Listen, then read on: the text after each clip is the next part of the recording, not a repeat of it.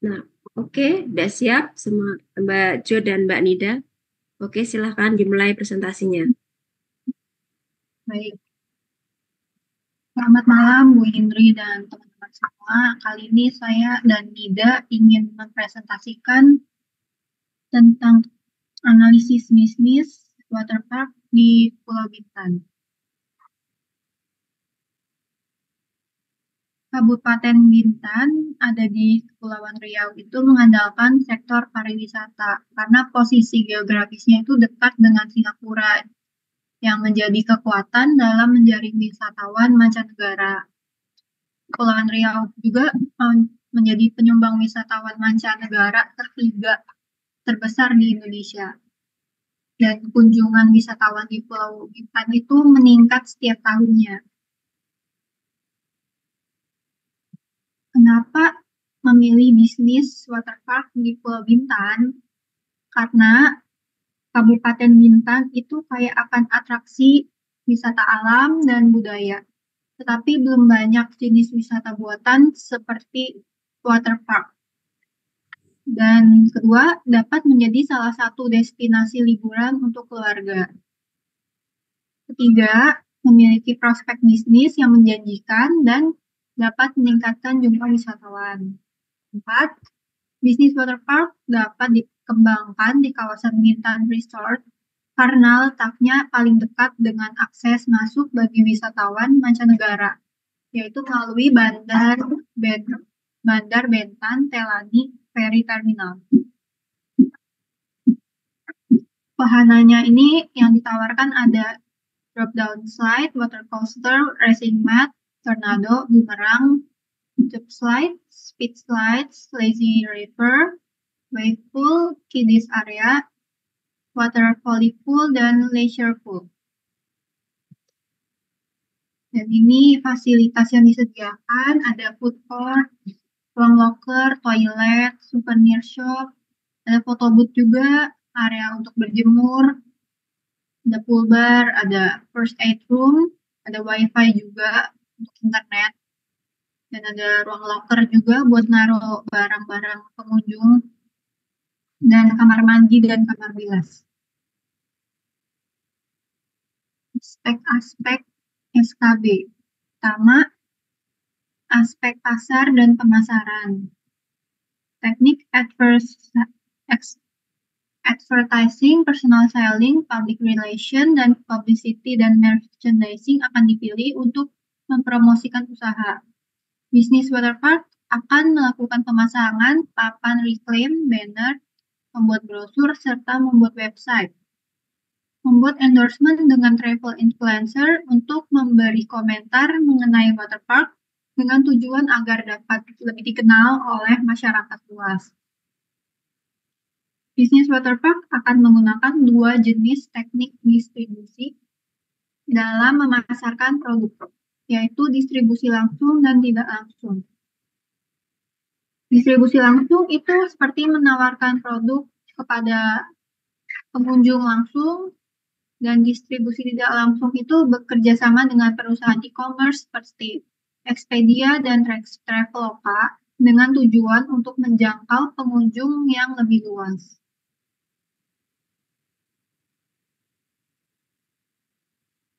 Lalu ada analisis five Forcer Porter diterapkan untuk menganalisis persaingan. Pertama, ada potential of new entrants. Bisnis waterpark menggunakan modal yang besar dalam memulai usaha, sehingga waktu yang dibutuhkan untuk mengembalikan modal ini cukup lama.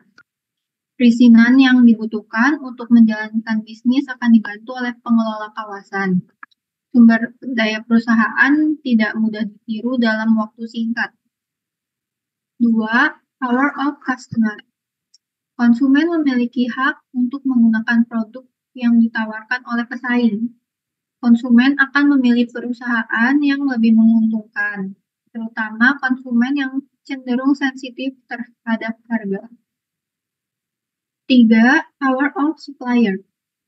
Perusahaan memiliki ketergantungan terhadap supplier. Switching cost yang tinggi karena komponen bahan baku yang digunakan membutuhkan konstruksi dan instalasi tertentu sehingga akan susah dan membutuhkan biaya perpindahan yang besar bagi perusahaan untuk berpindah pada supplier lain.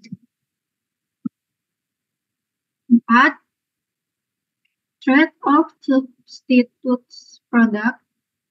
Bisnis terdapat pesaing pengganti yang dapat digunakan pengunjung untuk melakukan rekreasi berbasis air seperti Treasure Bay Bintan, karena itu menawarkan harga yang lebih murah. Yang keempat, rivalry among business in the industry. Kekuatan bersaing bisnis waterpark ini tergolong rendah karena bisnis waterpark ini merupakan perusahaan pertama yang bergerak di bidang waterpark dan tidak memiliki pesaing langsung. Kedua, ada aspek teknis. Lokasi yang dipilih berada di kawasan Bintan Resort. Terdapat 2 pertimbangan lokasi yang berpotensi untuk menjalankan bisnis, yaitu Bintan Resort dan Kota Tanjung Pinang. Kriteria yang dinilai dalam pemilihan lokasi itu ada ketersediaan lahan, sumber air, dan sumber listrik, ketersediaan tenaga kerja, aksesibilitas, keberadaan pesaing, harga sewa, dan perizinan. Dan ini hasilnya ada di sini, bisa dilihat. Ya. Terus waterpark terbagi menjadi ruang penerima yang ada drop-off, security check, loket penjualan tiket, main lobby, dan lapangan parkir dengan total seluas 5.902 meter persegi. Ruang kegiatan wisata terdiri dari taman air, information booth, kamar bilas, kamar ganti, toilet, dan ruang locker, musola, first aid room, food court, sunbathing, dan gazebo, pool bar, dan ini ya, digital photo booth, souvenir shop, loker karyawan dengan total luas 25.440 meter persegi. Dan ada ruang kantor seluas 245 meter persegi.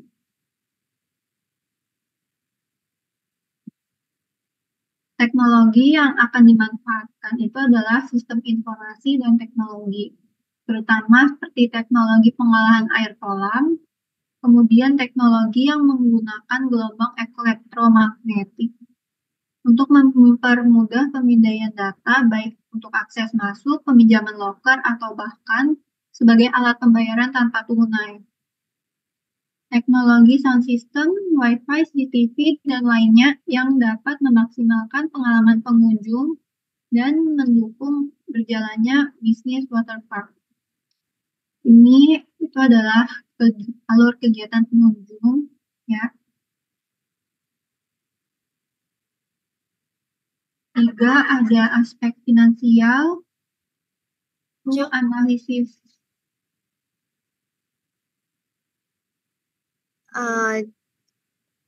Gantian aja. Oke. Ibu, maaf aku izin off cam ya karena masih di kerjaan. Ya, Oke. oke, boleh, silahkan Mbak. Ya, selanjutnya itu ada aspek finansial.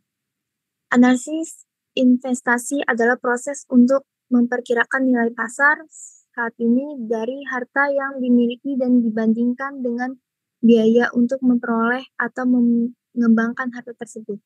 Penilaian investasi dapat dilakukan dengan menggunakan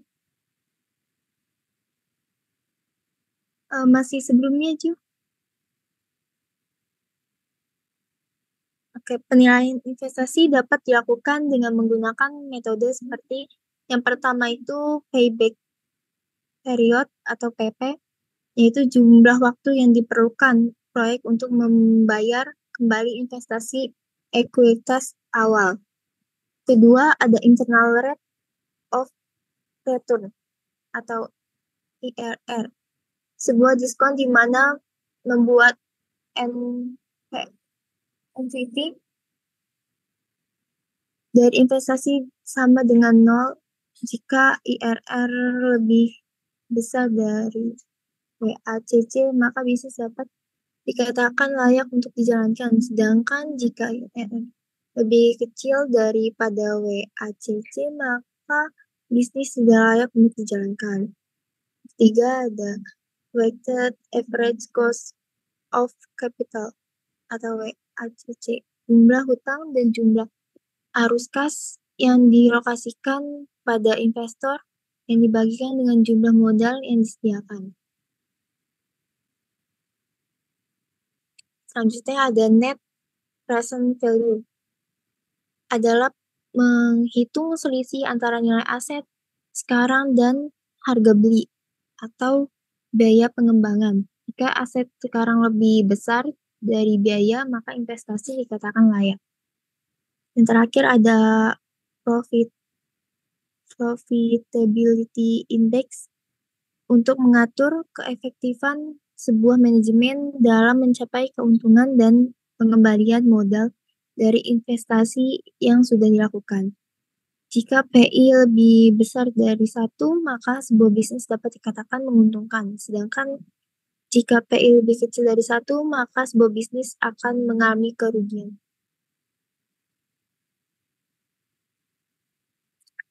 Kemudian ini ada analisis asumsi dari bisnis tersebut. Yang pertama itu ada investasi awal, terus juga ada sumber dana. Sumber dananya itu terbagi jadi modal pribadi, pinjaman kredit bank, biaya-biaya operasional yang dilakukan yaitu biaya pemasaran, biaya gaji karyawan, biaya utilitas, biaya BPJS ketenaga kerjaan, biaya perbaikan dan perawatan, biaya pengembalian perlengkapan kantor, biaya pelatihan, dan lain-lain. Di situ ada contoh dari pengeluaran biaya operasionalnya.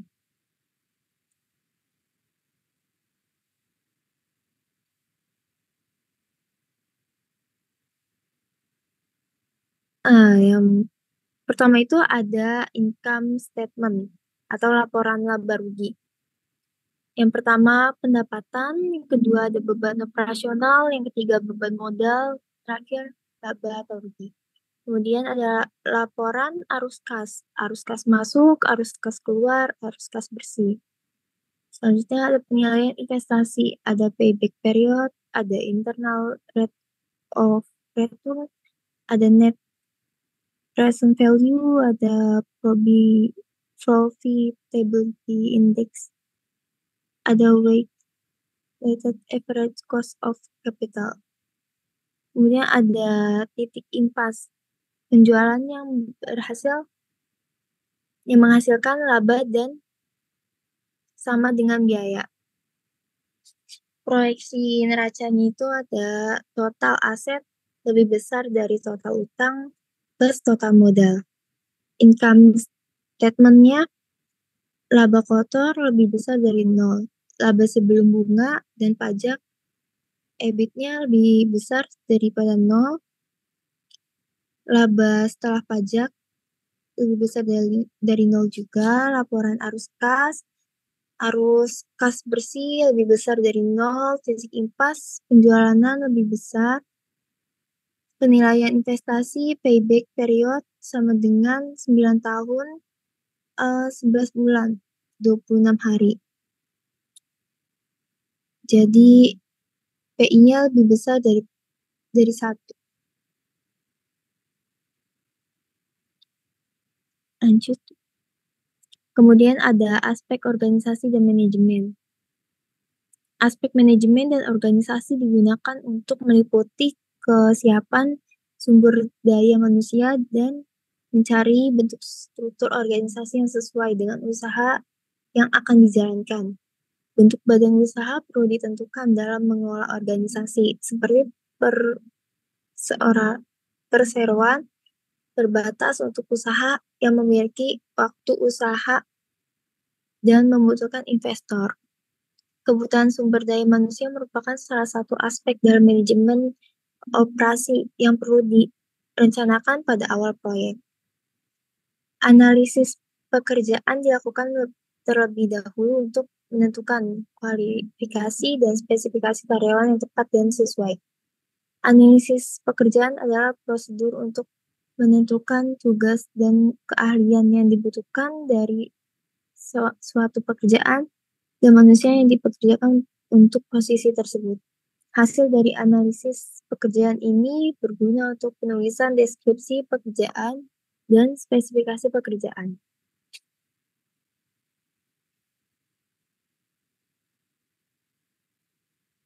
Struktur organisasi PT terdapat pemilik penanam modal sebagai peminjam perusahaan. Karyawan akan bekerja selama 5 hari kerja dalam 1 minggu dengan waktu kerja selama 8 jam per hari dan 40 jam per minggu. Pemimpin perusahaan bertanggung jawab memimpin, koordinasi, dan mengawasi pelaksanaan tugas para karyawan, serta melakukan pengawasan terhadap pelaksana tugas karyawan. Para pemimpin di tiap bagian juga bertanggung jawab dalam menetapkan sasaran jangka pendek, jangka panjang, dan kegiatan perusahaan.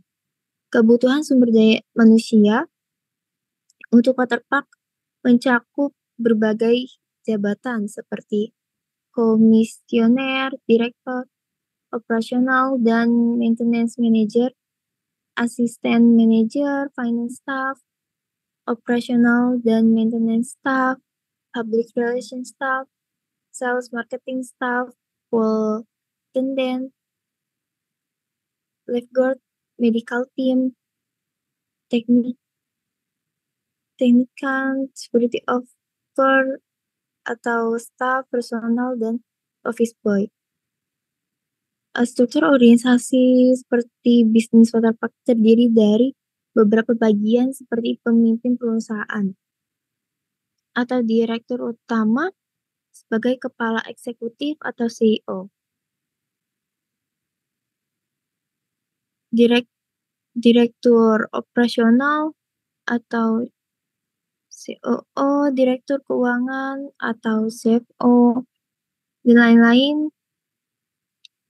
Pemilik penanam modal sebagai pemimpin perusahaan.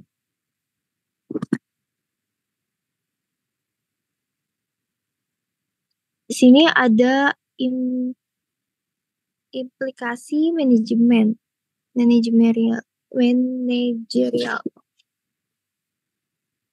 Pertama itu kan ada aspek-aspek dan pemasaran. Bisnis Waterpark harus mampu memperluas pemasaran, mengembangkan produk serta strategi pemasaran. Dan ada aspek teknis, bisnis Waterpark perlu mengembangkan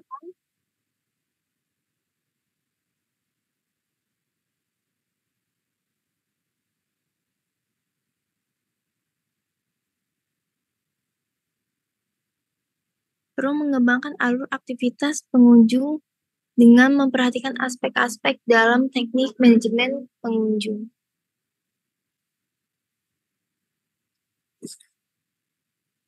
Kemudian yang aspek manajemen dan organisasi, bisnis Waterpark perlu mengembangkan program pelatihan untuk meningkatkan kualitas karyawan. Dan aspek finansial, bisnis Waterpark perlu melakukan pengembangan usaha. Sasaran dan kesimpulan. Mengembangkan dan mempertahankan sebuah bisnis, khususnya bisnis Waterpark, tidaklah suatu hal yang mudah. Bisnis Waterpark ini diharapkan mampu untuk mengembangkan yang nantinya dapat berkontribusi bagi kegiatan pariwisata di Pulau Bintan. Hal yang harus perlu diperhatikan dalam bisnis Waterpark adalah tentang perawatan secara berkala, yang agar kenyamanan dan keselamatan pengunjung dapat terwujud. Program kerja sama juga perlu dikembangkan untuk memperluas pasar. Berdasarkan analisis aspek pasar, teknis, organisasi, dan finansial, rencana bisnis waterpark layak untuk dijalankan.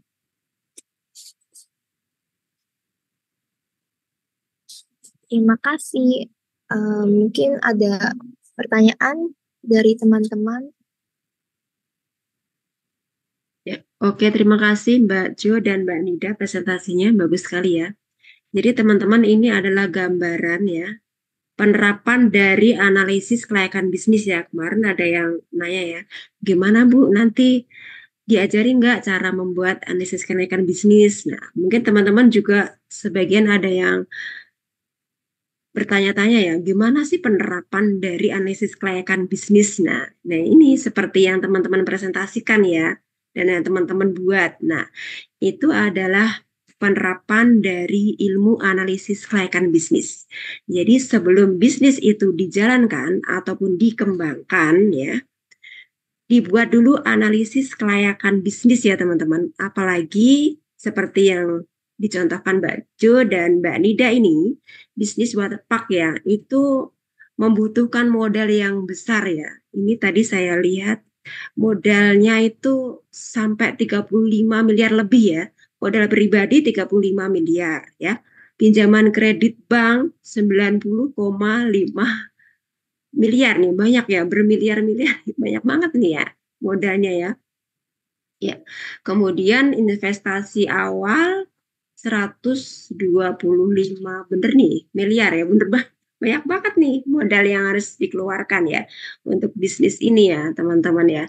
Nah, ini kalau tidak dianalisis ya dengan tepat ya, jadi bisa meleset nanti teman-teman ya, bukannya untung ya, nanti malah rugi ya. Jadi benar-benar harus dianalisis dari beberapa aspek ya. Tadi dijelaskan juga, coba ke depan Mbak Jo, ada beberapa aspek tadi yang diteliti, yang slide yang depan ya. Ini teman-teman, ini modalnya banyak sekali nih ya. Mungkin ada 200 miliar ada nih ya kali ya. 90, 200 ya, hampir 250 miliar nih ya modalnya. Besar sekali ya ini ya teman-teman. Nah, uang segitu kan tidak banyak ya. Jadi kalau tidak dianalisis dengan cermat, dengan tepat ya, nanti bisa-bisa ya rugi ya teman-teman. Nah, jangan sampai rugi ya. Nah, ini ya. Oke, aspek yang diteliti coba yang ke depan coba Mbak.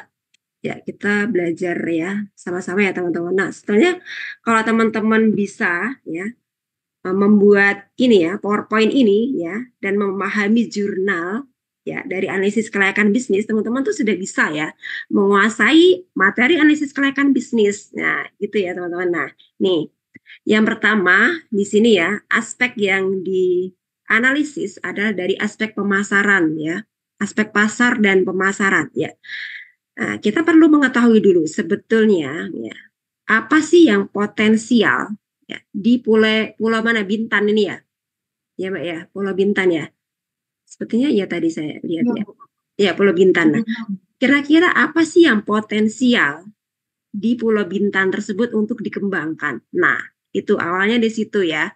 Nah, kemudian apa sih yang belum ada di sana ya? Objek wisata apa yang belum ada di sana? Nah, ya. Kemudian setelah dipotret diketahui bahwa oh di sana itu belum ada waterpark loh gitu ya. Nah, itu.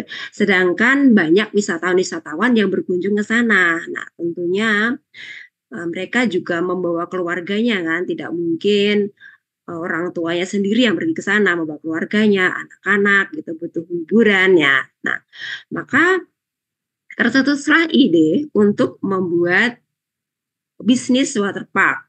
Nah, itu ya. Kemudian dibentuklah suatu tim untuk membuat analisis kelayakan bisnis. Nah, dari aspek pasar seperti apa?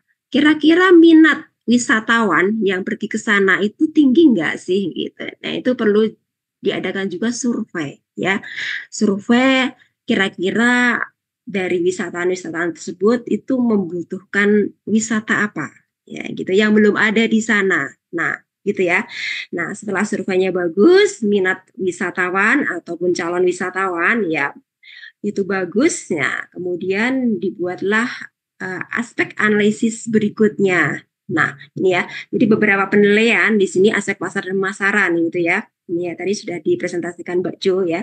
Oke, next Mbak Jo, ya berikutnya, slide berikutnya. Nah, ini kemudian aspek teknis. Nah, aspek teknis ini juga perlu juga dipertimbangkan ya teman-teman. Nah di sini ada pembobotan, ini kriteria pembobotan. Di sini ada 2 pilihan ya, di Bintang Resort dan Kota Tanjung Pinang. Nah, kira-kira daerah mana sih yang cocok ya digunakan ya untuk membuat tadi ya waterpark tadi, bisnis tadi ya, lokasinya. Nah, ini penentuan lokasi ya teman-teman ya. Nanti juga ada materinya ini ya. Nah, terkait penetapan penentuan lokasi bisnis tersebut. Nah, ini nanti ada di pertemuan berikutnya ya. Nah, di sini kriterianya, di sini ada ketersediaan lahan, sumber air, dan sumber listrik. Nah, ini bobotnya 20. Nah, ini ya. Nah, kalau di Bintan Resort itu kira-kira bobotnya berapa sih? Ya, ini bobotnya 15 ya. Oh, ketersediaan lahannya di sana, lahannya bagus, strategis. Nah, harganya juga tidak terlalu tinggi. Nah, harga tanah di sana gitu misalnya. Sumber air, oh airnya banyak gitu ya. Sumber airnya banyak di sana tersedia gitu. Dari PDAM juga ada, misalnya contohnya ya. Listriknya bagaimana? Oh, sumber listrik aman gitu, bagus. Nah, tapi kalau di Kota Tanjung Pinang, oh ada beberapa itu daerah itu ternyata sulit loh airnya. Nah ini kan sedangkan waterpark kan kota perlu banyak air. Nah gitu. Ini diberikan poin-poin ya teman-teman untuk penetapan lokasi bisnis tersebut. Nah gitu ya. Kemudian keberadaan tenaga kerja seperti apa? Nah setelah dianalisis kemudian ketemu 15 poinnya. Oh ternyata mudah, banyak loh di sana untuk tenaga kerjanya atau SDM karena penduduknya di sana itu mayoritas itu pemuda dan mereka itu bekerja ya, belum banyak yang bekerja gitu ya, sehingga mudah nanti kita merekrut karyawan ya dari penduduk lokal di sana gitu. Jadi di poinnya 15 antara Bintan Resort dan Kota Tanjung Pinang ya. Kemudian aksesibilitas, keberadaan pesaing, ini semuanya dikasih poin kemudian dijumlahkan. Nah, dari kedua tempat ini atau lokasi ini, rencana lokasi ini, kira-kira poin yang tertinggi mana sih gitu ya. Nah, ini ya. Jadi ketemu di sini ya. Setelah dijumlahkan ternyata Bintan Resort itu poinnya 80. Kemudian Kota Tanjung Pinang poinnya 75. Ya, untuk itu ditetapkan untuk lokasi waterpark itu ditetapkan di Bintan Resort. Nah, ini teman-teman ya, ini penetapan lokasi dari beberapa kriteria. Nah, ya. Nah, tidak hanya ini, nanti beberapa kriteria juga bisa ditambahkan ya, misalkan dari UMP ya, upah minimum provinsi ya. Jadi upahnya mana ya, upahnya tinggi banget ataupun sedang. Nah, gitu ya. Kalau dari UMP itu terlalu tinggi, nanti tentunya biaya operasional akan tinggi ya, gitu. Nah, itu juga nanti bisa ditambahkan di kriteria ini. Nah, gitu ya, teman-teman. Oke, next Mbak Ju. Nah, ini langsung selesai nih 1 semester nih. Ya, oke. Kemudian aspek teknis. Nah, ini dan sebagainya. Ini juga nanti teman-teman bisa baca ya. Ini juga ketersediaan nanti ya. Kira-kira nanti fasilitasnya apa saja sih gitu ya.